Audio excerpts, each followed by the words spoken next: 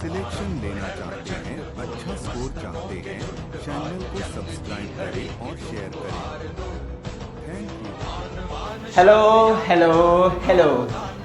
आरंभ है प्रचंड, बिल्कुल सही बात है। और आज जो है हम लोग आरंभ सीरीज को स्टार्ट करने जा रहे हैं। आरंभ सीरीज से हम लोग जो है अपने फिजिक्स को बहुत अच्छे तरीके से पढ़ने जा रहे हैं, बहुत अच्छे तरीके से समझने जा रहे हैं। बच्चा, आरंभ सीरीज जो है उन सभी बच्चों के लिए है जिनको फिजिक्स से डर लगता है, जिनको फिजिक्स के न्यूमेरिकल्स समझ में नहीं आते हैं, जो फिजिक्स के कॉन्सेप्ट को फील नहीं कर पाते हैं। हमने ऐसे बहुत सारे बच्चों से सुना हुआ था जो ये बोलते थे, जो ये कमेंट करते थे कि बस फिजिक्स की वजह से मेरा सिलेक्शन रुक रहा है, फिजिक्स की वजह से मैं सेलेक्ट नहीं हो पा रहा हूं। तो ये उन्हीं से बच्चों के लिए एक ऐसी सीरीज को लाया गया है, एक ऐसी सीरीज से हम लोग बात करने वाले हैं जिसमें आपको फिजिक्स के कॉन्सेप्ट फील कराए जाएंगे, न्यूमेरिकल्स आप अपने तरीके से सॉल्व कर सकते हैं। बच्चा, मैंने आपको ऑलरेडी बता चुका हूं कि आरंभ सीरीज के अंतर्गत आपको जो है क्लास 11th और क्लास 12th की फिजिक्स को डिटेल्स में पढ़ाया जाएगा, डिटेल्स में फील कराया जाएगा,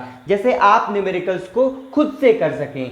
135 में आपको जो है क्लास 12th की फिजिक्स दी जाएगी और 246 में आपको जो है 11th की फिजिक्स को पढ़ने वाले हैं। तो 135 में बच्चा मंडे का डे है और मंडे के दिन में आज हम स्टार्ट करने आ रहे हैं आरंभ सीरीज को। और आज आप क्लास 12th के फिजिक्स का एनसीईआरटी से first chapter electric charge and field को समझने वाले हैं, इलेक्ट्रिक चार्ज एंड फील्ड के बारे में पढ़ने जा रहे हैं। आज आप क्लब स्टडी पर अभिषेक यानी मेरे साथ आरंभ सीरीज के अंतर्गत चार्ज क्या होता है, आवेश क्या है, इसके बारे में डिटेल में पढ़ने वाले हैं, इसको समझने वाले हैं। आवेश कितने प्रकार का होता है, आवेश की प्रॉपर्टीज क्या होती हैं, ऐसी क्या कंडीशन आ गई थी कि आवेश को भी पढ़ना पड़ा हम लोगों को। इन सभी बातों पर डिटेल से बात करने जा रहे हैं। तो चलिए हेड लगाते हैं और आज का लेक्चर स्टार्ट करते हैं कि आवेश क्या है। लेकिन ये लेक्चर स्टार्ट करने से पहले बहुत ज्यादा एनर्जी भरी हुई है, तो इसी एनर्जी में दो लाइंस के साथ लेक्चर स्टार्ट करते हैं। बच्चा, कि जो आपको आज चैलेंज लग रहा है,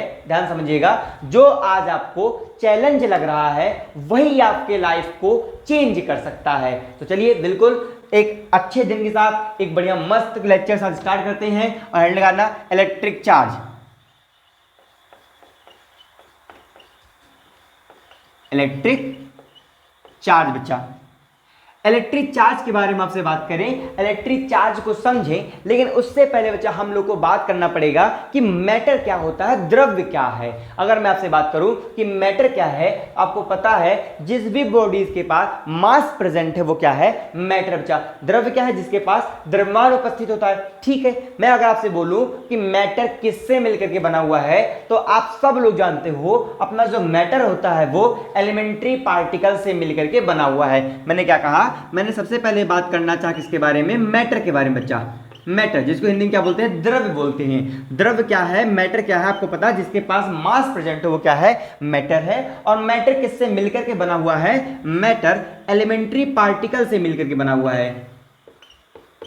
मैटर एलिमेंट्री पार्टिकल से मिलकर बना। बच्चा, बहुत अच्छा, मैटर अपना जो है वो एलिमेंट्री पार्टिकल से मिलकर के बना है। आप सबको ये भी पता है कि एडवांस टेक्नोलॉजी के अंतर्गत अब तक हम लोगों ने मोर देन 100 एलिमेंट्री पार्टिकल्स को डिराइव कर रखा है, मोर देन 100 एलिमेंट्री पार्टिकल्स को जान चुके हैं। लेकिन ये जो 100 एलिमेंट्री पार्टिकल्स हैं ये काफ़ी रेयर होते हैं बच्चा, और हमारे कोर्स में डिस्कस नहीं किए गए हैं। हम लोग को मेनली बस जो है किससे बात करना है, हमारे 3 ही एलिमेंट्री पार्टिकल्स आने वाले हैं जिनके बारे में हम लोग डीलिंग करने वाले हैं। और वो कौन है, आई होप सबको पता है बच्चा, वो होते हैं इलेक्ट्रॉन। वो कौन है, इलेक्ट्रॉन है,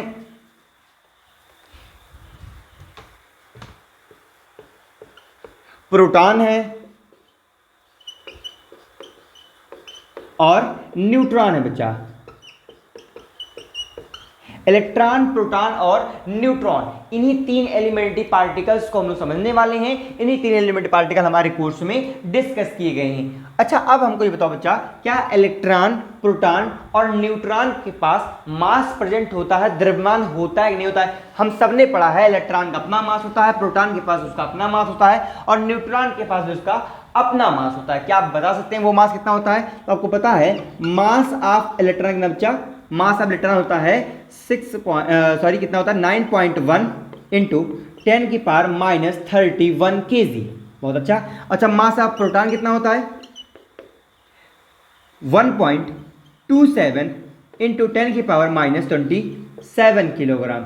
और मास ऑफ न्यूट्रॉन कितना होता है? आपको पता है मास ऑफ प्रोटॉन और मास ऑफ न्यूट्रॉन एटलीस्ट लगभग एक दूसरे क्या होते हैं? बराबर होते हैं। 1.27 इंटू 10⁻27 kg बच्चा। बहुत अच्छा।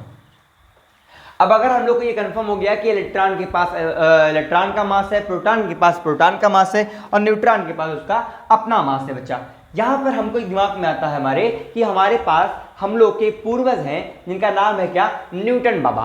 बच्चा एक कहावत है, हम लोग हैं मतलब गांव के लोग बोलते हैं बाबा जी बाबा जी, तो वैसे मैं बोल रहा हूँ वो हमारे पूर्वज हो चुके हैं। तो हमने क्या बोला है? हमारे कहावत है क्या? न्यूटन बाबा जी हैं। और न्यूटन बाबा ने हमको ये बता चुका है बच्चा, न्यूटन बाबा हमको ये बता के गए हैं कि अगर किसी बॉडी के पास, अगर किसी भी निकाय, किसी भी बॉडी के पास मास प्रेजेंट है तो वो बॉडी एक दूसरे को अपनी ओर अट्रैक्ट करती है, अपनी तरफ आकर्षण बल लगाती है अगर उनके पास क्या प्रेजेंट है? मास प्रेजेंट है तो, जिसको हम लोग क्या बोलते हैं? ग्रेविटेशनल फोर्स बोलते हैं बच्चा। कौन से फोर्स कारण? ग्रेविटेशनल फोर्स के कारण।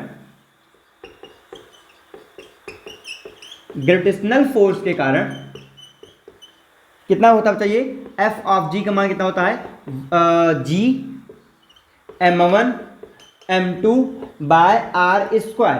ग्रेविटेशनल फोर्स के कारण एक बॉडी दूसरे बॉडी को अपनी ओर अट्रैक्ट करती है अगर बॉडीज के पास क्या प्रेजेंट होगा? मास प्रेजेंट होता है तो, जो कि हम लोगों ने 11th क्लास में बिल्कुल डिटेल्स में पढ़ रखा है इस टॉपिक को लेकर के। तो ऐसे ही हमारा एक्सपेक्टेशन निकल कर क्या आता है बच्चा? ध्यान रखना, हम लोग एक एक्सपेक्टेशन कर सकते हैं कि अगर न्यूट्रॉन के पास, अगर इलेक्ट्रॉन के पास उनके पास मास प्रेजेंट है तो डेफिनेटली सी बात है इलेक्ट्रॉन इलेक्ट्रॉन का कर रहा होगा? अट्रैक्ट कर रहा होगा। प्रोटॉन बॉडी प्रोटॉन को अपनी ओर अट्रैक्ट कर रहे होंगे और न्यूट्रॉन न्यूट्रॉन को अट्रैक्ट कर रहा होगा, क्योंकि इन सबके पास इनका खुद का मास प्रेजेंट है। तो ये हमने एक्सपेक्ट किया।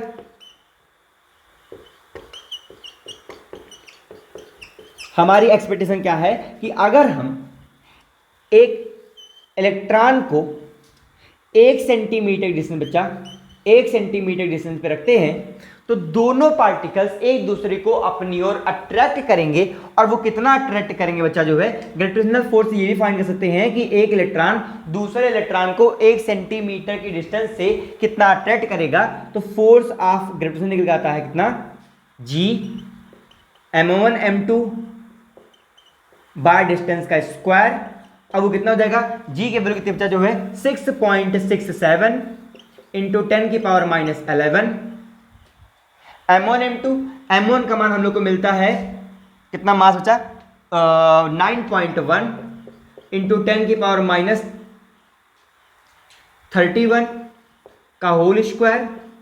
m1 m2 अपने पास मास प्रेजेंट है और डिस्टेंस कितनी बचा? जो है 10⁻2 का होल स्क्वायर। इतने फोर्स से इलेक्ट्रॉन बॉडी दूसरे बॉडी पार्टिकल्स अपनी और दूसरे को अट्रैक्ट करने वाला है। और आप कैलकुलेशन करेंगे तो आपको ये वैल्यू मिलने वाली है 5.5 इंटू 10⁻67 न्यूटन। 5.5 इंटू 10⁻67 न्यूटन से एक इलेक्ट्रॉन पार्टिकल दूसरे इलेक्ट्रॉन पार्टिकल को अपनी ओर अट्रैक्ट करेगा। ऐसा हमारा क्या निकल के आया था? एक्सपेक्टेशन निकल के आया था। चलिए साथ में हम लोग क्या करने वाले हैं? साथ में हम लोग जो है इसी को एक्सपेरिमेंट करके देखते हैं कि अगर सच में, ऐसा मैंने सोचा था क्योंकि न्यूटन बाबू ने बताया है कि अगर किसी भी पार्टिकल्स के पास मास प्रेजेंट होगा तो वो एक दूसरे को अपनी ओर अट्रैक्ट करेंगे बच्चा। सेम टू सेम अगर इलेक्ट्रॉन के पास क्या प्रेजेंट है? मास प्रेजेंट है, तो मेरा ये एक्सपेक्टेशन निकल के आया था कि एक दूसरे को अपनी ओर अट्रैक्ट करेंगे। और फिर हम लोग जो है ग्रेविटेशनल फोर्स का फॉर्मूला अप्लाई करके कितने न्यूटन की फोर्स से ये एक दूसरे को अट्रैक्ट करने वाले हैं ये फाइंड कर सकते हैं। और हमको पता चला 5.5 इंटू 10⁻67 न्यूटन से एक इलेक्ट्रॉन पार्टिकल दूसरे इलेक्ट्रॉन पार्टिकल के ऊपर अट्रैक्शन फोर्स अप्लाई कर रहा होगा। ऐसा हमारा एक्सपेक्टेशन निकल कर क्या आया। लेकिन इसी बात को हम चल रहे हैं अब जो है एक्सपेरिमेंट करने बच्चा।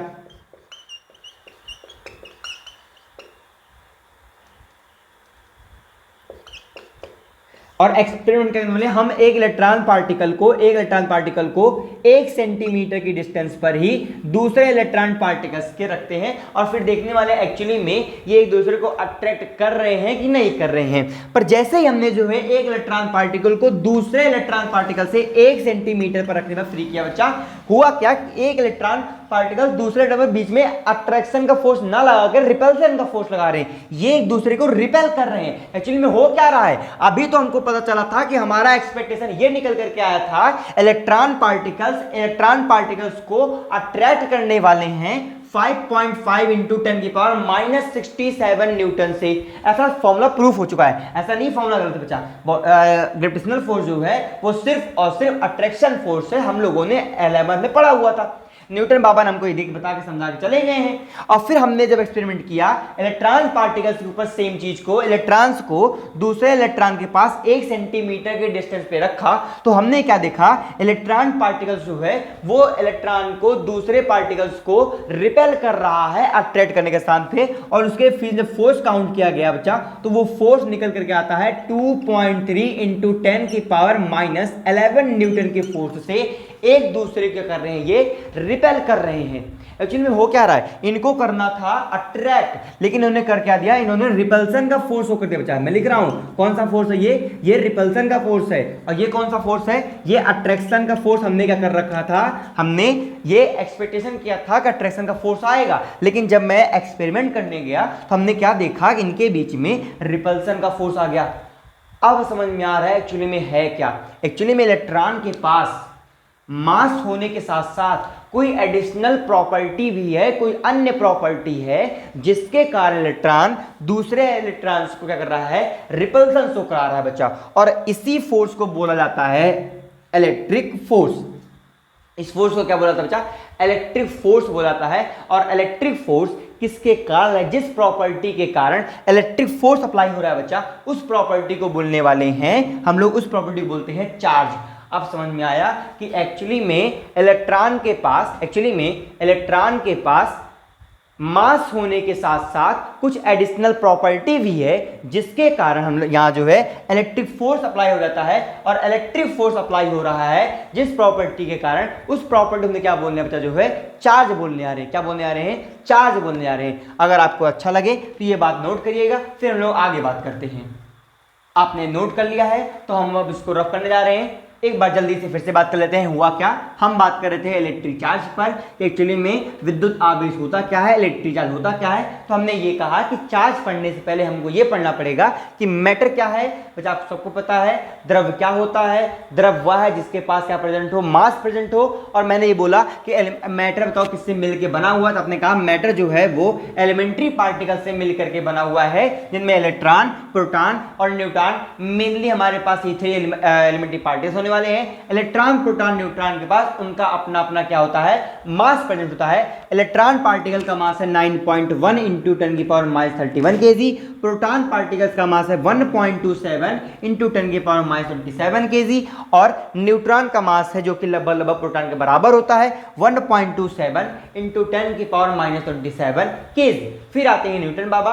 न्यूटन बाबा ने हमको ये बताया था कि अगर किसी भी पार्टिकल के पास मास प्रेजेंट होगा, द्रव्यमान प्रेजेंट होगा, तो वह बॉडी एक दूसरे को अपनी ओर अट्रैक्ट करेगी ड्यू टू ग्रेविटेशनल फोर्स। और बच्चा ग्रेविटेशनल फोर्स फॉर्मूला क्या होता है, F of G equal to G m1m2 by r square. तो ऐसा मैंने एक्सपेक्टेशन कर लिया कि अगर इलेक्ट्रॉन पार्टिकल्स को दूसरे इलेक्ट्रॉन पार्टिकल से 1 सेंटीमीटर की डिस्टेंस रखते हैं तो इनके बीच में कौन सा फोर्स आएगा, अट्रैक्शन फोर्स आएगा ग्रेविटेशनल फोर्स के द्वारा। और हमने क्या किया, ग्रेविटेशनल फोर्स को काउंट कर लिया बच्चा, G m1m2 by r square से हमने निकाला तो 5.5 इंटू 10 की पावर माइनस 67 न्यूटन से एक इलेक्ट्रॉन पार्टिकल्स दूसरे इलेक्ट्रॉन पार्टिकल्स को अपनी ओर अट्रैक्ट कर रहे हैं। चलिए ये अट्रैक्शन फोर्स आ गया, ऐसा मैंने एक्सपेक्टेशन किया था। लेकिन जब इसी बात को हमने जो है एक्सपेरिमेंट करने गए, हमने सच में 2 इलेक्ट्रॉन पार्टिकल्स को 1 सेंटीमीटर डिस्टेंस पे रखा, तो हमने ये देखा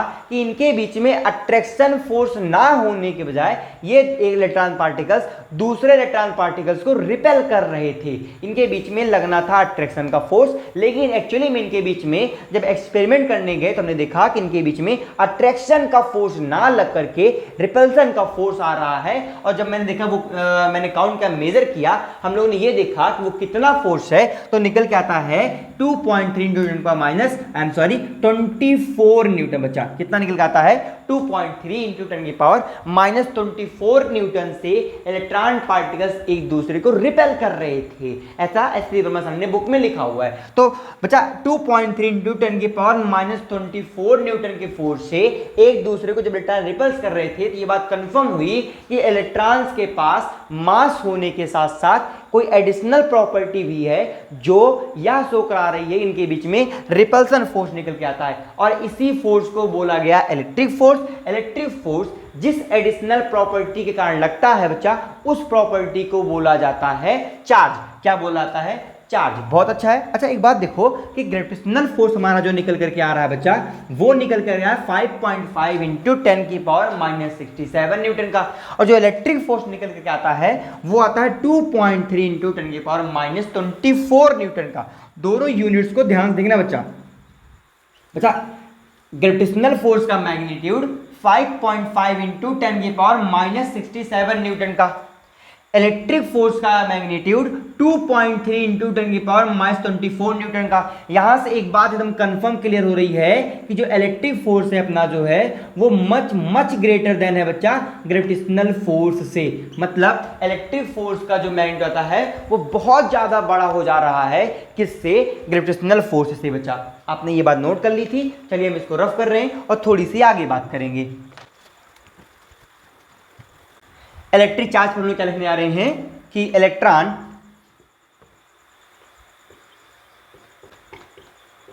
electron must have some additional property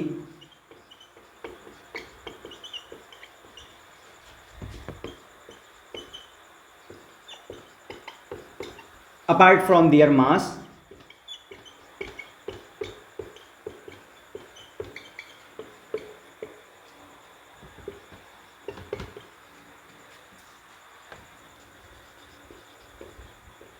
which is responsible for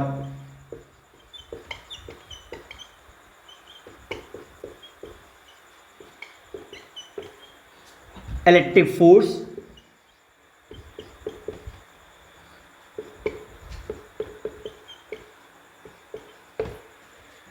this is additional property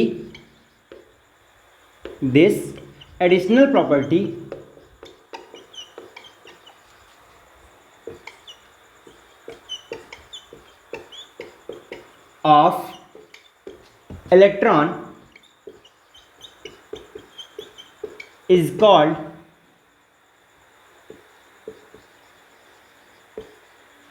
electric charge।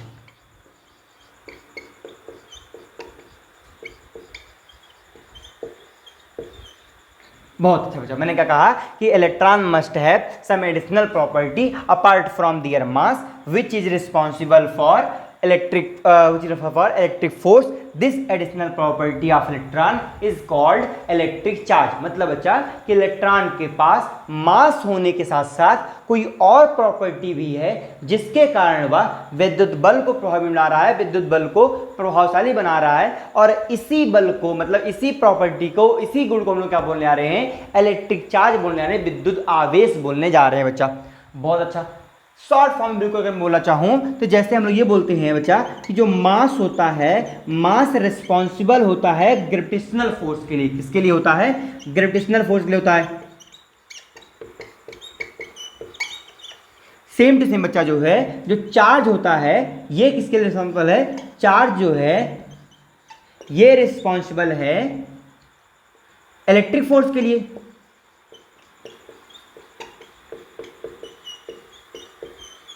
जैसे मास किसके लिए रिस्पॉन्सिबल है? ग्रेविटेशनल फोर्स के लिए, ऐसे चार्ज किसके लिए है? इलेक्ट्रिक फोर्स के लिए। इतनी सी बात सिंपल सी हम लोग को समझ में आ गई। फिर हम लोग जो एक्सपेरिमेंट कर ही रहे हैं तो क्यों ना साथ साथ जो है इलेक्ट्रॉन्स के साथ साथ बच्चा प्रोटॉन और न्यूट्रॉन्स भी कर लिया जाए। जैसे कि मैंने आपको बताया था प्रोटॉन्स के पास भी क्या प्रेजेंट थे, प्रोटॉन के पास भी क्या प्रेजेंट था बच्चा, प्रोटॉन के पास मास प्रेजेंट था और न्यूट्रॉन्स के पास मास प्रेजेंट था।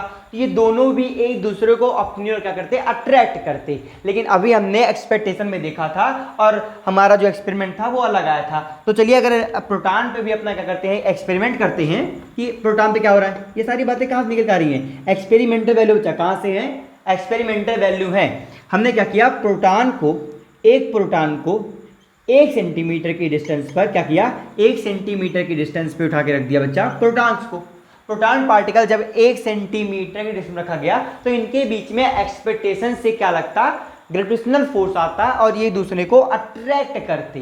पर एक्चुअली में ऐसा नहीं हुआ क्या, जब मैंने एक्सपेरिमेंट किया कि जब प्रोटॉन पार्टिकल्स को 1 सेंटीमीटर डिस्टेंस पे रखा गया तो वो एक दूसरे को रिपल्सन शो कर रहे थे। आपको पता है इसी फोर्स को हम लोग क्या बोलते हैं, इलेक्ट्रिक फोर्स बोलते हैं। और वो भी सेम फोर्स से एक दूसरे को रिपेल कर रहे थे जितना एक इलेक्ट्रॉन जो है दूसरे इलेक्ट्रॉन को रिपेल कर रहा था, कितना 2.3 इंटू 10 की पावर -24 न्यूटन से ये दूसरे को रिपेल कर रहे थे। बच्चा ध्यान रखना, ये दूसरे क्या कर रहे थे, एक दूसरे को रिपेल कर रहे हैं। अगर इलेक्ट्रॉन पार्टिकल्स को रखा गया था तो भी रिपल्सन आ रहा था और जब प्रोटॉन पार्टिकल्स को रखा गया तो भी रिपल्सन आ रहा है। इसका मतलब है इलेक्ट्रॉन्स के पास भी चार्ज प्रेजेंट है और प्रोटॉन के पास भी क्या प्रेजेंट है, चार्ज प्रेजेंट है, जिसके कारण जो है इलेक्ट्रिक फोर्स जो है वो अप्लाई हो रहा है। और इसी प्रॉपर्टी को चार्ज बोलते हैं। मतलब प्रोटॉन्स के पास भी क्या प्रेजेंट है, चार्ज प्रेजेंट है। ठीक है, समझ में आता है कि इलेक्ट्रॉन के पास चार्ज है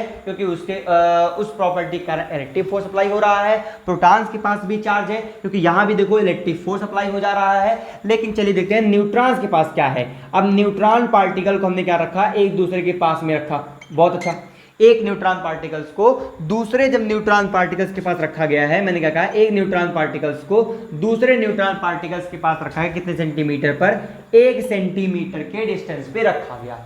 हुआ क्या एक्चुअली में, न्यूट्रॉन पार्टिकल्स को अट्रैक्शन शो करा रहे हैं और जो अट्रैक्शन फोर्स निकल करके आ रहा है बच्चा, ये ग्रेविटेशनल फोर्स के बराबर निकल करके आ रहा है। और अगर हम लोग चाहें तो कैलकुलेशन करके जो है फाइंड कर सकते हैं कि न्यूट्रॉन पार्टिकल्स के बीच में कितना निकल करके आता है। आपको न्यूट्रॉन पार्टिकल्स का मास पता है तो आप अगर निकालते हैं तो आई होप ये आता है 9.1 इंटू 10 की power minus something, I hope 60 types का निकल के आता है। 60 न्यूटन का फोर्स अप्लाई होता है न्यूट्रॉन पार्टिकल्स के बीच में जो है। अगर मैं कंफर्म करता हूं तो कितना आता है ये, हाँ बच्चा कितना फोर्स निकल आ रहा है, 9.1 इंटू 10 की पावर माइनस 60 न्यूटन के फोर्स से न्यूट्रॉन पार्टिकल्स एक दूसरे को अट्रैक्ट कर रहे थे। इसका मतलब ये कंफर्म हो गया है कि इलेक्ट्रॉन्स के पास क्या प्रेजेंट है, चार्ज प्रेजेंट है, प्रोटॉन के पास क्या प्रेजेंट है, चार्ज प्रेजेंट है, लेकिन न्यूट्रॉन के पास क्या प्रेजेंट है, सिर्फ मास प्रेजेंट है, क्योंकि इनके बीच में सिर्फ और सिर्फ अट्रैक्शन फोर्स अप्लाई हो रहा है और भी किसके बराबर अप्लाई हो रहा है, ग्रेविटेशनल फोर्स के बराबर अप्लाई हो रहा है। तो न्यूट्रॉन्स पार्टिकल्स के पास चार्ज प्रेजेंट नहीं है, लेकिन इलेक्ट्रॉन पार्टिकल्स के पास और प्रोटॉन पार्टिकल्स के पास क्या प्रेजेंट है, चार्ज प्रेजेंट है।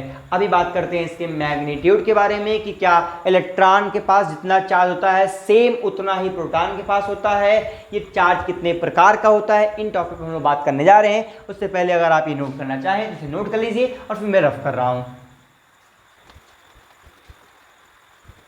अच्छा, अगर जो है चार्ज की कोई बेसिक डिफिनीशन लिखी जाए तो वो पॉसिबल नहीं है। क्यों नहीं है, क्योंकि अभी हमने डिस्कस किया कि जो चार्ज है ये एलिमेंट्री पार्टिकल्स का एक बेसिक प्रॉपर्टी है, एक फंडामेंटल प्रॉपर्टी है बच्चा। और फंडामेंटल प्रॉपर्टीज को हम लोग डिफाइन नहीं कर सकते हैं, फंडामेंटल प्रॉपर्टी हम लोग डिफिनीशन में नहीं लिख सकते हैं। हाँ, कंपेयर करके जो है इनकी वैल्यू जरूर बता सकती है कि किसी पार्टिकल्स पर कितना चार्ज प्रेजेंट है, ये फाइंड कर सकते हैं, लेकिन चार्ज की डिफिनीशन नहीं लिखी जाती है। जैसे कि अगर मैं आपसे बात करूं कि मास क्या है, टेम्परेचर क्या है, लेंथ क्या है, तो इन सभी क्वांटिटीज की आप डिफिनीशन नहीं बताते हो, आप इनकी वैल्यू बताते हो, आप इनका मैग्नीट्यूड बताते हो। तो वैसे ही चार्ज पार्टिकल की कोई डिफिनीशन नहीं है, इसलिए हम लोग जो है इसको ये लिख सकते हैं कि charge is the basic property of, क्या लिखने वाले हैं, चार्ज जैसा कि हमने आपको बताया कि चार्ज को डिफाइन नहीं कर सकते हैं, चार्ज की डिफिनीशन नहीं कर सकते हैं,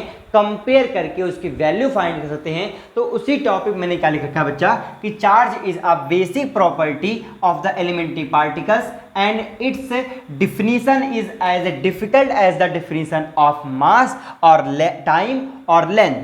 the SI unit of charge is coulomb. बच्चा चार्ज की जो एसआई यूनिट ली गई है वो क्या ली गई है, कूलाम ली गई है, और जिसे रिप्रेजेंट किया जाता है कैपिटल सी से। तो मेजरमेंट करके जो है कंपेयर करके ये देखा गया कि जो इलेक्ट्रॉन्स पर चार्ज निकल करके आता है वो कितना आता है 1.6 इंटू 10 की पावर -19 कूलाम का चार्ज प्रेजेंट होता है किसी एक इलेक्ट्रॉन पार्टिकल्स पर। चलिए बात करते हैं कि टाइप्स ऑफ चार्ज क्या होते हैं, आवेश कितने प्रकार का होता है, क्या ये एक प्रकार का होता है या दो होता है या दो से भी अधिक होता है। चलिए देखते हैं कि आवेश कितने प्रकार का होता है। बच्चा ध्यान रखना, हिंदी मीडियम के लिए बात कर दे रहा हूं कि इलेक्ट्रिक चार्ज जो है बच्चा मैंने इसके लिए बेसिक आपको बताया हुआ है कि charge is a basic property of the elementary particle. बच्चा आप क्या बोलने वाले हो कि आवेश जो है वो एलिमेंट्री पार्टिकल्स का क्या है, एक कोई बेसिक प्रॉपर्टी होने वाली है जिसको डिफाइन नहीं किया जा सकता है। चलिए हम लोग इसको रफ कर रहे हैं, अगर आपको नोट करना है तो कर लीजिएगा बच्चा। फिर बात करते हैं टाइप्स ऑफ चार्ज की। हेडिंग लगाइएगा types of charge.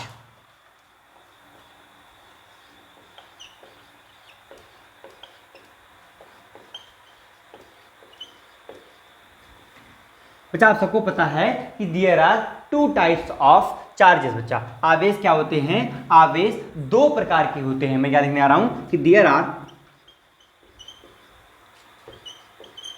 To types of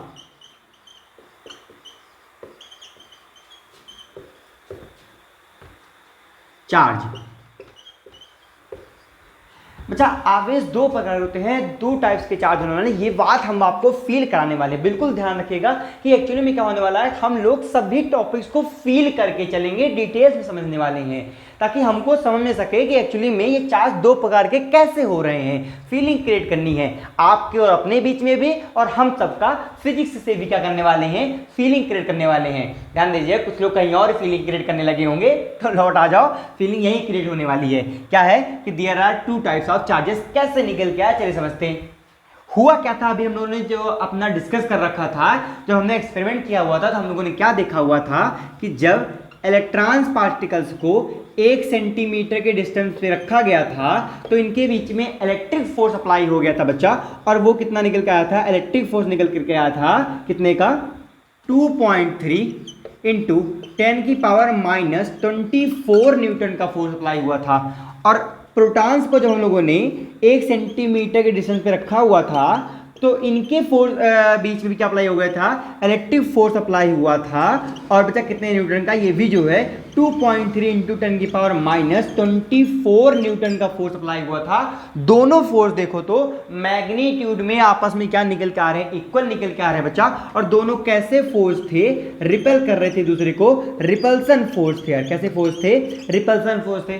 तो यहां से एक बात कंफर्म हो रही है कि इलेक्ट्रिक फोर्स जो है दोनों का सेम निकल के आ रहा है, मैग्नीट्यूड सेम निकल के आ रहा है। यहां पे एक बात कंफर्म हो रही है कि जितना चार्ज इलेक्ट्रॉन पार्टिकल्स के पास प्रेजेंट है उतना ही चार्ज क्या है, प्रोटॉन पार्टिकल्स के पास प्रेजेंट है। बच्चा मैग्नीट्यूड दोनों का क्या होने वाला है, सेम होने वाला है। क्यों, क्योंकि इनके दोनों के बीच में लगने वाला इलेक्ट्रिक फोर्स आपस में क्या आ गया है, सेम आ गया है। तो ये बात तो कंफर्म हो चुकी है कि इलेक्ट्रॉन और प्रोटॉन के पास चार्ज जो है वो सेम है बच्चा। जैसे इन दोनों का मास क्या था, अलग अलग था, लेकिन दोनों के ऊपर जो चार्ज प्रेजेंट है वो क्या निकल के आने वाला है, वो लगभग सेम आने वाला है। बहुत अच्छा। अब एक बात ध्यान रखना, अगर इसी बात को हम लोग देखने वाले हैं, पहले इलेक्ट्रॉन को इलेक्ट्रॉन के पास रखा था हम लोगों ने, प्रोटॉन को प्रोटॉन के पास रखा था। चलिए इलेक्ट्रॉन को प्रोटॉन के पास रखते हैं और फिर देखते हैं एक्चुअली में इनके पास क्या हो रहा है। हुआ क्या कि जब एक इलेक्ट्रॉन को 1 सेंटीमीटर की डिस्टेंस बचा, हम लोग 1 सेंटीमीटर को रख रहे हैं ताकि हमारा एक्सपेरिमेंट ऑब्जर्वेशन करने पे बिल्कुल सही आ जाए। 1 सेंटीमीटर की डिस्टेंस पे एक प्रोटॉन के पास रखा गया तो इनके बीच में भी क्या लगना चाहिए था, क्योंकि अभी आपने कहा था इलेक्ट्रॉन के पास क्या प्रेजेंट है, चार्ज प्रेजेंट है, प्रोटॉन के पास क्या प्रेजेंट है, चार्ज प्रेजेंट है। और चार्ज कौन सा फोर्स अप्लाई करता है, इलेक्ट्रिक फोर्स अप्लाई करता है। तो इनके बीच में कैसा फोर्स आना चाहिए था, इलेक्ट्रिक फोर्स आना चाहिए था, और आया भी। इनके बीच में इलेक्ट्रिक फोर्स लगा, लेकिन उसका भी मैग्नीट्यूड जो है सेम निकल करके आ रहा है। और कितना आ रहा है 2.3 इंटू 10⁻24 न्यूटन से। मतलब जब इलेक्ट्रॉन को इलेक्ट्रॉन के पास रखा गया तो इनके बीच में फोर्स आया था 2.3 इंटू 10⁻24 न्यूटन का। जब प्रोटॉन को 1 सेंटीमीटर प्रोटॉन के पास रखा गया दूर तो निकल के आया इलेक्ट्रिक फोर्स 2.3 इंटू 10⁻24 न्यूटन का। और जब एक इलेक्ट्रॉन पार्टिकल को दूसरे प्रोटॉन पार्टिकल्स के पास रखा गया तो भी इनके बीच में लगने वाला इलेक्ट्रिक फोर्स निकल के आता है 2.3 इंटू 10⁻24 न्यूटन का। मतलब लेकिन बच्चा इनके पास एक प्रॉब्लम आई, यहां पर अट्रैक्शन फोर्स हो रहा है। मतलब एक इलेक्ट्रॉन पार्टिकल जो है दूसरे प्रोटॉन पार्टिकल्स को एक दूसरे को ये अपने क्या कर रहे हैं, अट्रैक्ट कर रहे हैं। इनके बीच में कैसा फोर्स आ रहा है, अट्रैक्शन फोर्स आ रहा है। मतलब जो इलेक्ट्रिक फोर्स है ये 2 टाइप्स का फोर्स होने जा रहा है। एक तो रिपल्सन फोर्स बनने जा रहा है और दूसरा अट्रैक्शन फोर्स बनने जा रहा है। इलेक्ट्रॉन इलेक्ट्रॉन के बीच में रिपल्सन फोर्स आ रहा है, प्रोटॉन प्रोटॉन के बीच में रिपल्सन फोर्स आ रहा है, लेकिन इलेक्ट्रॉन और प्रोटॉन के बीच में अट्रैक्शन फोर्स आ रहा है। मैग्नीट्यूड देखो समान है, इसका मतलब है जितना चार्ज पार्टिकल इलेक्ट्रॉन के पास है उतना ही चार्ज पार्टिकल प्रोटॉन के पास है। लेकिन यहां पर समझ में आता है कि चार्ज जो है वो 2 टाइप्स के होने वाले हैं। इलेक्ट्रॉन इलेक्ट्रॉन को रिपेल कर रहा है, प्रोटॉन प्रोटॉन को रिपेल कर रहा है, लेकिन इलेक्ट्रॉन प्रोटॉन को अट्रैक्ट कर रहा है। मतलब लाइक चार्जेस एक दूसरे को रिपेल कर रहे हैं जबकि अनलाइक चार्जेस एक दूसरे को अट्रैक्ट कर रहे हैं। क्या ऐसे हम लोग समझ में आ रहा नहीं आ रहा है? हाँ, यहां तक देखो थोड़ी बहुत जगह हम लोग को क्लियर हो रही है कि इलेक्ट्रॉन्स के पास एक अलग चार्ज है, मैग्नीट्यूड सेम है, इनके पास पॉजिटिव होगा, किसी दूसरे पास नेगेटिव होगा, क्योंकि दोनों अनलाइक चार्जेस हैं। और अनलाइक चार्जेस के बीच में क्या हो रहा है, अट्रैक्शन फोर्स निकल कर क्या आ रहा है। लेकिन चलो इसको और जल्दी समझने के लिए एक और एक्सपेरिमेंट कर लेते हैं बच्चा। हम लोग क्या करने आ रहे हैं, हमने एक डब्बा लिया, क्या लिया बच्चा, एक हमने जो है एक डब्बा पैक लिया, ठीक है। इसमें जब एक इलेक्ट्रॉन पार्टिकल्स को रखा गया, आपको पता है इलेक्ट्रॉन पार्टिकल्स को 1 सेंटीमीटर के डिस्टेंस पर अगर आप जो है इलेक्ट्रॉन पार्टिकल्स के पास लेके जाओगे तो इनके बीच में 2.3 इंटू 10⁻24 न्यूटन का रिपल्सन फोर्स आएगा। लेकिन हमने उस डब्बे के अंदर जो है इलेक्ट्रॉन के साथ साथ, ध्यान रखना, इलेक्ट्रॉन के साथ साथ जो है एक प्रोटॉन भी पैक कर दिया। ये देखो, एक इलेक्ट्रॉन रख लिया उस डब्बे में और एक प्रोटॉन रख लिया। और फिर जब हम लोग जो है इसको इलेक्ट्रॉन के पास लेकर के गए तो इसके बीच में ना तो अट्रैक्शन फोर्स हो रहा है और ना ही जो इनके बीच में क्या हो रहा था, अट्रैक्शन फोर्स नहीं हो रहा था, रिपल्सन फोर्स नहीं हो रहा था। इसका मतलब ये कंफर्म हो रहा है कि अभी इलेक्ट्रिक फोर्स क्या हो गया, शून्य हो गया। ध्यान रखना, हम लोग बात कर रहे हैं ग्रेविटेशनल फोर्स की बात अभी नहीं हो रही है, वो वैल्यू वाला फंड निकाल सकते हैं हम लोग। अभी हम लोग जो है बात कर रहे हैं इलेक्ट्रिक फोर्स की। जब इलेक्ट्रॉन और प्रोटॉन को दोनों को एक डब्बे के अंदर पैक कर लिया गया और फिर जब हम इलेक्ट्रॉन के पास लेकर के गए तो इनके बीच में लगने वाला इलेक्ट्रिक फोर्स शून्य हो गया था। जब इसको एक प्रोटॉन के पास लेके गए तो इनके बीच में इलेक्ट्रिक फोर्स क्या हो गया है, शून्य हो गया है। तो ये बात कंफर्म हो गई कि इसके बीच में अभी जो चार्ज प्रेजेंट है, अगर एक ही कंटेनर के अंदर इलेक्ट्रॉन और प्रोटॉन दोनों को रख दिया गया तो इनके ऊपर जो चार्ज हो गया वो 0 हो गया है। तो ये बात कंफर्म हो गई है, किसी एक के पास चार्ज क्या होने वाला है, पॉजिटिव चार्ज होने वाला है, किसी दूसरे। अनफॉर्चुनेटली बच्चा लाइट चली गई थी, इसलिए हम लोग को थोड़ी सी प्रॉब्लम हुई, थोड़ी सी इशू हुई, उसके लिए आई एम वेरी सॉरी। पर हम लोगों ने बात कर रहे थे टॉपिक पर जो है, हमने अभी तक ये कंफर्म कर रखा था कि इलेक्ट्रॉन्स और प्रोटॉन्स को जब एक कंटेनर के अंदर एक साथ पैक किया गया था तो हमने ये देखा कि जब आप इस कंटेनर को इलेक्ट्रॉन के पास लेके जाते हो तो कोई भी इलेक्ट्रिक फोर्स काम नहीं करता है, इलेक्ट्रिक फोर्स 0 हो जाता है। इलेक्ट्रॉन प्रोटॉन कंटेनर बंद करके प्रोटॉन के पास लेके जाते हैं तो फिर से जो है कोई इलेक्ट्रिक फोर्स अप्लाई नहीं हुआ, मतलब ना तो अट्रैक्शन फोर्स आ रहा है ना ही रिपल्सन फोर्स आ रहा है। तो ये बात भी कंफर्म हो गई है कि इलेक्ट्रॉन और प्रोटॉन्स को जब एक डब्बे के अंदर पैक किया गया तो पूरे कंटेनर का जो चार्ज निकल के आने लगा वो 0 आ गया। कितना आ गया, पूरे कंटेनर के साथ क्या हो गया, शून्य हो गया है। इसका मतलब ये कंफर्म है कि इलेक्ट्रॉन और प्रोटॉन्स पर मैग्नीट्यूड में तो सेम पर एक दूसरे का अपोजिट चार्ज प्रेजेंट है। मतलब अगर एक दूसरे को एक साथ रखते हैं तो नेट चार्ज क्या हो जा रहा है, 0 निकल करके आ रहा है। अब किसी एक को मैं पॉजिटिव बोलने वाला हूं और किसी एक को मैं नेगेटिव बोलने वाला हूं बच्चा। तो हम लोगों ने डिसाइड कर लिया था, ऐसा ये कोई प्रूफ नहीं है कि इलेक्ट्रॉन को ही नेगेटिव और प्रोटॉन को पॉजिटिव बोलूंगा, पर ऐसे हम लोग बोलते चले आ रहे हैं। हम लोगों ने रख लिया कि बच्चा इलेक्ट्रॉन्स क्या मानने वाला हूं, नेगेटिव चार्ज मानूंगा और प्रोटॉन्स को मैं क्या मानने वाला हूं, पॉजिटिव चार्ज मानूंगा। तो मतलब अब से क्या कंफर्म हो गया है कि चार्ज क्या होने वाले हैं। There are two types of charges, number one positive charge, number one positive charge और नंबर टू नेगेटिव चार्ज। मतलब पॉजिटिव चार्ज हम लोग जो करते हैं प्रोटॉन्स को रखते हैं और नेगेटिव चार्ज हम लोग क्या रखते हैं, इलेक्ट्रॉन्स कर देते हैं। पॉजिटिव पर कैसा चार्ज है, पॉजिटिव चार्ज, प्रोटॉन पे कैसा चार्ज है, पॉजिटिव चार्ज है, इलेक्ट्रॉन पे कैसा चार्ज है, नेगेटिव चार्ज है। बच्चा आप सबको पता है कि इलेक्ट्रॉन्स पर प्रेजेंट होने वाला प्रोटॉन पर प्रेजेंट होने वाला चार्ज क्या हो जाएगा 1.6 इंटू 10⁻⁻19 कूलम, और इतना ही अपोजिट चार्ज प्रेजेंट होगा प्रोटॉन का। मतलब अगर ये प्लस है तो अगर इसके पास जो है प्रोटॉन के पास पॉजिटिव है तो इलेक्ट्रॉन के पास हो जाएगा 1.6 इंटू 10⁻⁻19 कूलम का चार्ज। बस क्या हो जाएगा, नेगेटिव में होगा। प्रोटॉन पर सेम मैग्नीट्यूड का पॉजिटिव आएगा, इलेक्ट्रॉन पर सेम मैग्नीट्यूड का नेगेटिव आएगा। तो ये कंफर्म हो चुका है कि चार्ज दो प्रकार के होते हैं, एक तो पॉजिटिव चार्ज, दूसरा नेगेटिव चार्ज। प्रोटॉन को मैंने पॉजिटिव कर दिया, इलेक्ट्रॉन को मैंने नेगेटिव कर दिया। दैट्स फाइनल हो गया। चार्ज कितने प्रकार का होता है बाकायदा एक्सपेरिमेंट लेकर के सारी बातों को समझते हुए हमने कर लिया बच्चा। एक और बात ध्यान रखना यार, बहुत इंपॉर्टेंट बात है। हमने क्या आपको समझा रखा है कि electric force is the much much much greater than gravitational force. बता इस बात को बहुत ध्यान रखना। कंपेयर करेंगे हम लोग एक हेड लगाने वाले हैं, एक लेक्चर लेंगे जिसमें इस बात का बात करेंगे कि इलेक्ट्रिक फोर्स क्या है, ग्रेविटेशनल फोर्स क्या है, दोनों के बीच में कंपैरिजन करेंगे, दोनों में कोरिलेशन करा के देखेंगे, समझेंगे। लेकिन इतनी बात का जरूर पकड़ के रखेंगे इस टॉपिक आज के लेक्चर में कि इलेक्ट्रिक फोर्स जो है वो is the much greater than, बहुत बड़ा फोर्स होता है किससे, ग्रेविटेशनल फोर्स से। अच्छा एक बात और समझ आती है कि इलेक्ट्रिक फोर्स जो है वो टू टाइप्स के हो रहे हैं, एक तो अट्रैक्शन हो रहा है और एक तो रिपल्सन हो रहा है। जबकि ग्रेविटेशनल फोर्स सिर्फ और सिर्फ अट्रैक्शन फोर्स होता है, ये रिपल्सन शो नहीं करता है। अगर आप ये नोट करना चाहें तो नोट कर लीजिए। फिर हम लोग बात करते हैं कि प्रॉपर्टीज ऑफ चार्जेस, आवेश की क्या क्या प्रॉपर्टी होती है। बहुत अच्छे तरीके से खेलने वाले हैं, बहुत अच्छे से न्यूमेरिकल सॉल्व करने बच्चा, इसको नोट करिएगा। प्रॉपर्टीज ऑफ चार्ज पे डिस्कस करते हैं। तो चलिए आप हैंड लगाना है properties of charge.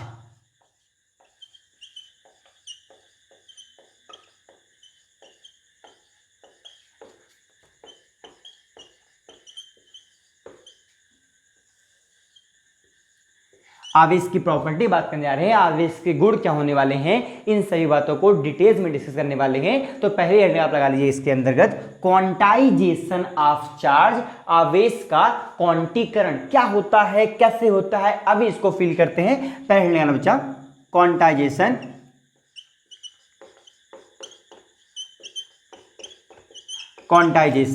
Of charge, आवेश का क्वांटीकरण।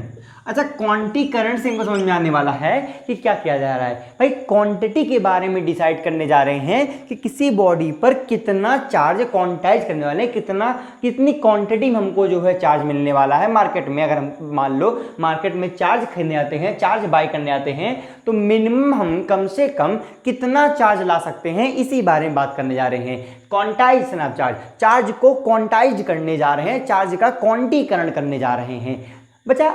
जैसे अगर बात किया जाए ब्रह्मांड में कोई भी चीज है उसको क्वांटाइज किया गया है, मिनिमम कम से कम कितना ला सकते हो। जैसे मान लो अगर मैं बात करता हूं कि ये क्या है, हमारे पास एक मार्कर है, अगर मैं जाऊं तो इस मार्कर को अगर मार्केट से बाय करना चाहते हैं तो क्या ये मार्कर को मैं इंटू 1 के मल्टीपल में लेकर आते। जैसे मैं ये बोलूं कि भैया एक मार्कर दे दो, इंटीजर मल्टीपल रहता है, 2 दे दो, 3 दे दो, 4 मार्कर दे दो, 5 मार्कर दे दो, ऐसे मार्कर खरीद के ला सकते हैं। क्या ऐसा पॉसिबल है कि मैं मार्केट से ये मार्कर लेने जाऊं और मैं बोलूं भैया मुझे हाफ मार्कर दे दो, 2/3 मार्कर दे दो, दुकान वाला भी हमको भगा देगा। बच्चा हाफ मार्कर कैसे देगा यार, वो 2/3 कैसे देगा, और सर फिर मेरे यूज नहीं होगा, वो खराब हो जाएंगे। मतलब समझ रहे हैं यार आप। तो मार्कर को मिनिमम कम से कम हम लोग एक ला सकते हैं। उसी तरीके से अगर चार्ज को मार्केट से खरीदने आते हैं तो वो भी कुछ क्वांटिटी होने वाली है, वो कम से कम उतने क्वांटिटी के इंटीजर मल्टीपल में ही हम लोग को चार्ज पार्टिकल्स देने वाला है।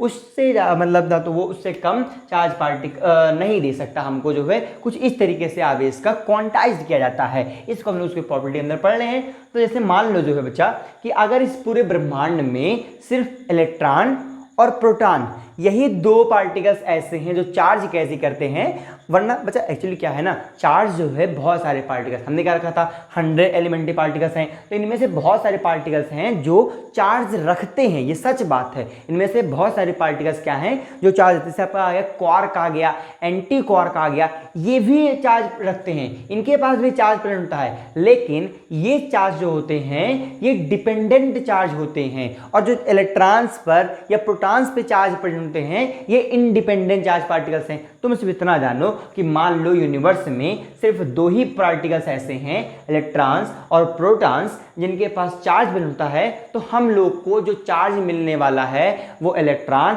या प्रोटॉन के इंटीजर मल्टीपल पे मिलने वाला है। हम लोग को टोटल चार्ज कैसे मिलेगा बच्चा, इलेक्ट्रॉन या प्रोटॉन पर प्रेजेंट होने वाले इलेक्ट्रॉन का इंटीजर मल्टीपल होने वाला है। मतलब मैं क्या लिखूं कि इफ, तो क्या लिखा बच्चा कि if protons and electrons are the only charge carriers in the universe, all observable charge must be integral multiple of e. मतलब अगर ब्रह्मांड में सिर्फ इलेक्ट्रॉन्स और प्रोटॉन्स यही ऐसे दो पार्टिकल हैं जो चार्ज कैरी करते हैं, तो आपको किसी भी पार्टिकल्स पर जो नेट चार्ज मिलने वाला है वो इलेक्ट्रॉन्स या प्रोटॉन्स पर प्रेजेंट होने वाले चार्ज के इंटीजर मल्टीपल में मिलने वाला है। एग्जाम्पल में मान लो जो है, अगर हमारे पास मान लो कोई पार्टिकल है जिस पर n1 इलेक्ट्रॉन्स प्रेजेंट है और n2 प्रोटॉन्स प्रेजेंट है, और उस पर पूछा जाए कि बताओ टोटल कुल कितने इलेक्ट्रॉन हो गए हैं, कितने चार्ज पार्टिकल प्रेजेंट है बच्चा, तो हम लोग कैसे निकालने वाले हैं, हम लोग ये बोलने वाले हैं n1 इलेक्ट्रॉन्स। हमने क्या बोला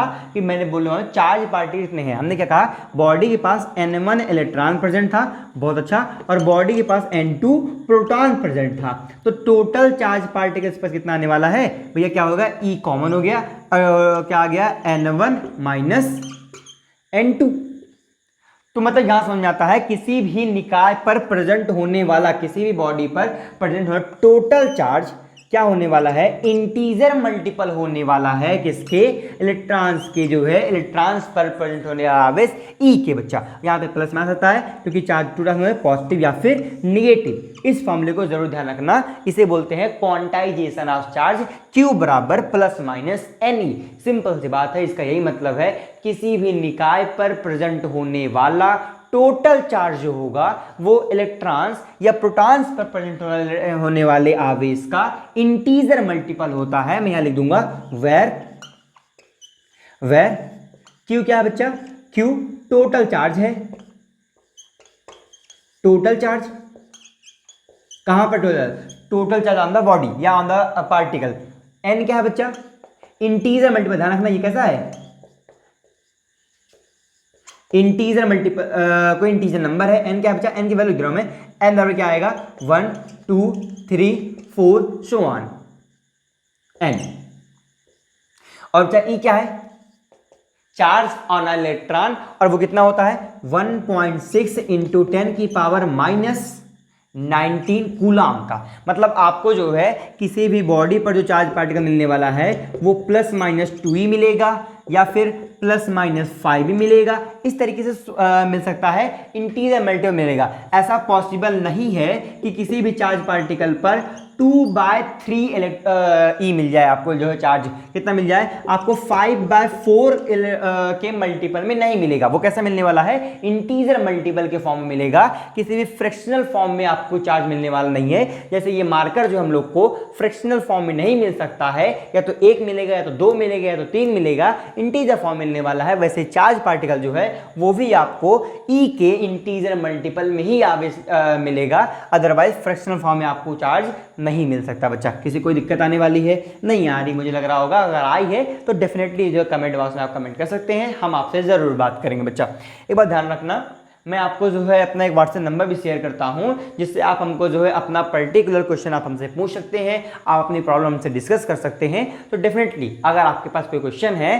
तो आप वहां हमको व्हाट्सएप करेंगे बच्चा, और फिर मैं आपको जो है उसका रिप्लाई करूंगा। अगर आपका न्यूमेरिकल क्वेश्चन अच्छा रहेगा तो डेफिनेटली मैं वहाँ आप सबके सामने भी लगाने वाला हूँ, ऐसे बोर्ड सामने जो है क्लियर होगा, ताकि सबके लिए कॉन्सेप्ट क्लियर हो सके। भाई सब लोग मिल के करेंगे तो बहुत अच्छा कर सकते हैं, क्योंकि हमने आपको ऑलरेडी बता रखे हैं मिलकर करेंगे बच्चा, और आपसे कंपटीशन क्रिएट करेंगे और अपना सिलेक्शन जरूर लेंगे यार। बहुत अच्छी बात है। Q बराबर NE, इस फॉर्मूले याद रखना। इसी पर हम लोग जो है 2-4 न्यूमेरिकल लगाने वाले हैं। नीचे आपको डिस्क्रिप्शन में एक लिंक मिलेगा जहां से आप जो है क्वेश्चन पेपर डाउनलोड करेंगे, सारे क्वेश्चन लगाएंगे। जो आपको क्वेश्चन नहीं आएंगे उसका जो है पहले तो सारे क्वेश्चन का आंसर मुझे कमेंट करने वाले हैं, जो आपको नहीं आएगा वो भी कमेंट करें ताकि नेक्स्ट लेक्चर में हम लोग उस न्यूमेरिकल से बातें कर सके। बच्चा इसको नोट कर लीजिएगा। क्वांटाइज आप चार्ज क्या होता है समझ में आ गया होगा कि किसी भी निकाय पर प्रेजेंट होने वाला टोटल चार्ज जो है वो इंटीजर मल्टीपल ई के इंटीजर मल्टीपल में होता है। बच्चा आई होप आपने नोट कर लिया है। तो हम लोग आगे बढ़ने जा रहे हैं।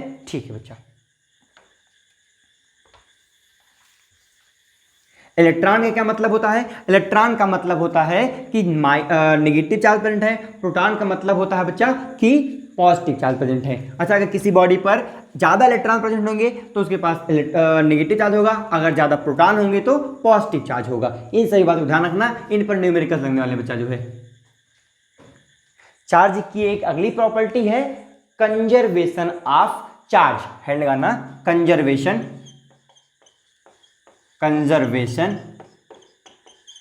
ऑफ चार्ज, आवेश का संरक्षण। बच्चा कंजर्वेशन ऑफ चार्ज के बारे में बात करते हैं। डेफिनेटली यार, कंजर्वेशन तो हमारा पुराना वास्ता है। कंजर्वेशन वर्ड सुनते ही दिल खुश होता है क्योंकि पढ़ चुके हैं। जैसे एनर्जी कंजर्वेशन है, मोमेंटम कंजर्वेशन है, तो वैसे बच्चा जो है चार्ज क्या होता है? चार्ज भी कंजर्व होता है। कंजर्वेशन ऑफ चार्ज क्या मतलब होता है? देखो सुनो, जैसे एनर्जी बारे आप क्या बोलते हो कि एनर्जी क्या होता है? Energy can not be created nor be destroyed, only can be transferred from one body to another body. बच्चा सेम टू सेम बात करने वाले हैं कंजर्वेशन ऑफ चार्ज के लेके कि charge can not be created nor be destroyed, only can be transferred from one body to another body. मतलब बच्चा जो चार्ज है ना वो कंजर्व रहता है। चार्ज भी क्या होता है? संरक्षण रहता है। उसको जनरेट नहीं कर सकते हैं। हाँ, एक काम कर सकते हैं, एक बॉडी से दूसरे बॉडी पर हम लोग ट्रांसफर कर सकते हैं, पर हम लोग जनरेट नहीं करने वाले। बच्चा मैं क्या लिखने वाला हूं कि चार्ज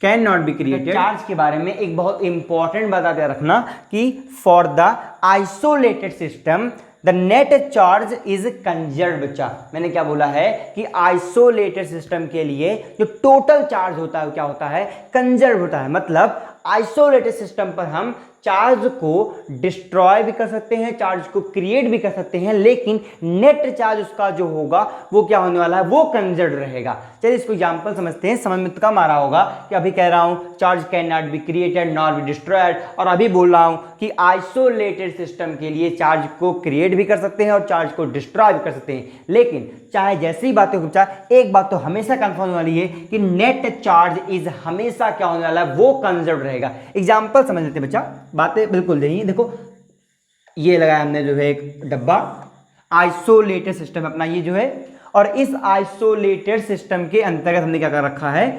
3 चार्ज पार्टिकल ले लिए, 1 2 3। हमने क्या कर रखा बच्चा? 3 बॉल लग दी छोटी छोटी। ये तीनों बॉल जो है मेटालिक बॉल है। आइसोलेटेड सिस्टम के अंतर्गत हम लोगों ने एक मेटालिक बॉल ले ली है। अब ध्यान देना, मेटालिक बॉल आ गई। मान लो इस पर हमने जो है 5 कूलाम का चार्ज दे दिया, इस पर हमने जो है -3 कूलाम का चार्ज दे दिया बच्चा जो है, और इस पर हम लोगों ने 8 कूलाम का चार्ज दे लिया। कितने कूलाम ले लिया? 8 कूलाम का चार्ज दे लिया। आइसोलेटेड सिस्टम है। हमने क्या किया? इस डब्बे को पकड़ा और एक अच्छे तरीके से उसको जो है हिला हिला करके क्या कर दिया बच्चा जो है? मिला लिया। सारी बॉल्स को, मेटालिक बॉल्स को आपस में क्या किया? टच कराया।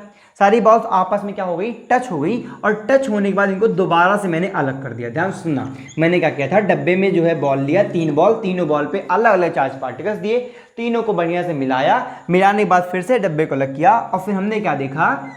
एक चार्ज पार्टिकल पर 13 कूलाम का चार्ज आया बच्चा। कितना आया? 13 कूलाम का आया। दूसरे चार्ज पार्टिकल्स पर हमने देखा कि बच्चा -3 कूलाम का चार्ज प्रेजेंट था। अब बताओ इस वाले चार्ज पार्टिकल्स पर टोटल चार्ज कितना प्रेजेंट होगा? ये क्वेश्चन है बच्चा। इस पर जो है कितना आएगा? थोड़ा ध्यान से देखना। हमने क्या कहा है? आइसोलेटेड सिस्टम का नेट चार्ज क्या होना चाहिए, कंजर्व होना चाहिए। यहां पर देखो पहली बॉल पर जो है 5 कूलम चार्ज था, अब हो गया 13 कूलम का, मतलब चार्ज क्रिएट हुआ है, लेकिन नेट चार्ज क्या रहेगा, वो कंजर्व रहेगा। कैसे करने वाले हो, ध्यान से करो। आई होप आप कमेंट आना चाहिए, मैं वेट कर रहा हूं बच्चा। जल्दी से बताओ तीसरी बॉडीज पर, तीसरी बॉल पर नेट चार्ज कितना है, ये बात आप कमेंट बॉक्स में जल्दी से कमेंट करिए। हो गया? हाँ, बहुत अच्छा बच्चा। चलिए, जिन लोगों ने आंसर दिया होगा उनको देखते हैं कि क्या उन्होंने सही आंसर दिया है, गलत किया, या कहाँ मिस्टेक कर रहे हैं। बच्चा बताओ, नेट चार्ज कंजर्व है। बताओ इस डब्बे के अंदर टोटल चार्ज कितना है। ध्यान रखना, मैंने क्या बोला है कि अपने पास जो है वो टोटल चार्ज कितना है।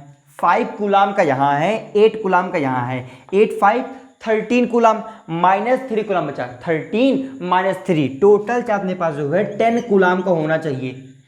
तो मैंने क्या कहा था, नेट चार्ज कंजर्व रहेगा, मतलब यहां भी जो है हम लोग के पास टोटल चार्ज कितना होना चाहिए, 10 कूलम का ही होना चाहिए, क्योंकि यहां पर जो अपने पास जो सिस्टम था उस पर टोटल चार्ज 10 कूलम का था। 13 कूलम का ये हो गया बच्चा, माइनस 3 कूलम का ये हो गया बच्चा। अब हमको ये बताओ 13 कूलम का ये चार्ज है, माइनस 3 कूलम का ये चार्ज है, तो क्या टोटल चार्ज अपने पास 10 कूलम का प्रेजेंट हो चुका है? हाँ, हो गया है। तो बताओ तीसरी बॉडी पर अपना जो है, तीसरे बॉल पर जो है नेट चार्ज कितना आ रहा है, 0 कूलम का चार्ज प्रेजेंट होगा, तभी जो है हमारा नेट चार्ज क्या हो सकता है, कंजर्व हो सकता है। मतलब ये बॉडी क्या हो चुकी है, न्यूट्रल बॉडी हो चुकी है, मतलब इसके पास जितने इलेक्ट्रॉन प्रेजेंट होगा उतना ही क्या प्रेजेंट हो गया, प्रोटॉन प्रेजेंट हो गया है। इसलिए हमारी जो तीसरी बॉल क्या होगी बच्चा, जो है ये होगी अपने पास न्यूट्रल हो गया। इस पर कितना चार्ज आ गया, 0 कूलम चार्ज आ गया। जिन लोगों ने आंसर कमेंट बॉक्स में कमेंट किया है, बहुत अच्छा है बच्चा। जो लोग नहीं कर पाए हैं वो आगे क्वेश्चन को अच्छा कर लेंगे, बिल्कुल भी सोचना नहीं है, थोड़ा सा मेहनत करनी है, थोड़ा सा पढ़ना है, और हम लोग आगे क्वेश्चन को अच्छा करना स्टार्ट कर देंगे बच्चा। तो यहाँ हमको कंफर्म हो चुका है कि तीसरी बॉल पर कितना आ रहा है, 0 कूलम का चार्ज आ रहा है। बहुत अच्छा यार। अब ध्यान सुनो, हमने क्या देखा था कि जिसके पास मास प्रेजेंट है उसके पास चार्ज आया था। क्या बता, जिसके पास मास प्रेजेंट है डेफिनेटली उस बॉडी के पास चार्ज होगा। ध्यान से बोलना, हम लोग स्टार्टिंग में, मैं थोड़ा सा क्वेश्चन बोलूंगा, जैसे हमने जो जो पढ़ा हुआ है उन्हीं को रिकवर करने के लिए शुरू से लेकर अंत तक जो है, जो अभी आज के लेक्चर में हुआ हम लोग का, इसी पे मैं कुछ क्वेश्चन कर रहा हूं, वो आप भी ध्यान सोचेंगे और इसका आंसर मैं आपको अगले लेक्चर में देने वाला हूं। मेरा पहला क्वेश्चन यही है, हमने ये देखा था कि इलेक्ट्रॉन, प्रोटॉन्स और न्यूट्रॉन्स के पास क्या प्रेजेंट था, मास प्रेजेंट था, और इलेक्ट्रॉन प्रोटॉन के पास मैंने देखा तो चार्ज है, लेकिन न्यूट्रॉन के पास चार्ज नहीं है। अब ध्यान सुनना, क्या ये सही है कि क्या जिसके पास मास है उसके पास कंफर्म चार्ज है, या जिसके पास चार्ज है उसके पास कंफर्म मास है? दोनों बातें ध्यान सुनना, और ये आप जो है अपने मन में सोचते रहना, इसका आंसर मुझे आपसे सुनना है। ध्यान सुनना, फिर से बोल रहा हूं, क्या जिसके पास मास प्रेजेंट है उसके पास कंफर्म चार्ज प्रेजेंट होगा, या जिसके पास चार्ज है उसके पास कंफर्म मास होगा बच्चा? ठीक, बहुत अच्छा। अब आपने क्वेश्चन सुन लिया है, ये भी आप जो है क्वेश्चन ध्यान सुनते रहिएगा। अगली बार हम लोग जो है अगले लेक्चर में हम लोग इस पर डिस्कस करने वाले हैं, और Q बराबर प्लस माइनस एनी वाले पे मेहनत करके आना, मतलब मेहनत करने मतलब है क्वेश्चन ट्राई करके आना। लिंक डिस्क्रिप्शन दिया गया है, वहां से न्यूमेरिकल्स हैं, बहुत बेस्ट न्यूमेरिकल्स हैं, उसको जरूर डाउनलोड करना और वहां से न्यूमेरिकल ट्राई करना। नेक्स्ट लेक्चर में उस न्यूमेरिकल्स को हम लोग ट्राई करने वाले हैं, उसको सॉल्व करेंगे, और किसी भी पार्टिकल्स को कैसे चार्ज करते हैं, वे ऑफ चार्जिंग, जो कि बोर्ड का टॉपिक होने वाला है, एक इंपॉर्टेंट टॉपिक बोर्ड का हो सकता है कि वे ऑफ चार्जिंग क्या होता है, इन पर हम लोग डिटेल्स में बात करेंगे। तब तक के लिए जो पढ़ाया गया है इसे जरूर रिवीजन करना, बाकी Q बराबर एनी पर क्वेश्चन लगाना है आपको जो है, और मैंने जो क्वेश्चन बोला है उस पर सोचना है। ये काम करते रहिए बच्चा, मिलते हैं हम लोग जो है अगले लेक्चर पे। तब तक के लिए पढ़ते रहिए बच्चा, ऑल द वेरी बेस्ट, पढ़ते रहिए। सिलेक्शन लेना चाहते हैं, अच्छा स्कोर चाहते हैं, उस कवि को आज तुम नकार शेयर करें। Thank you.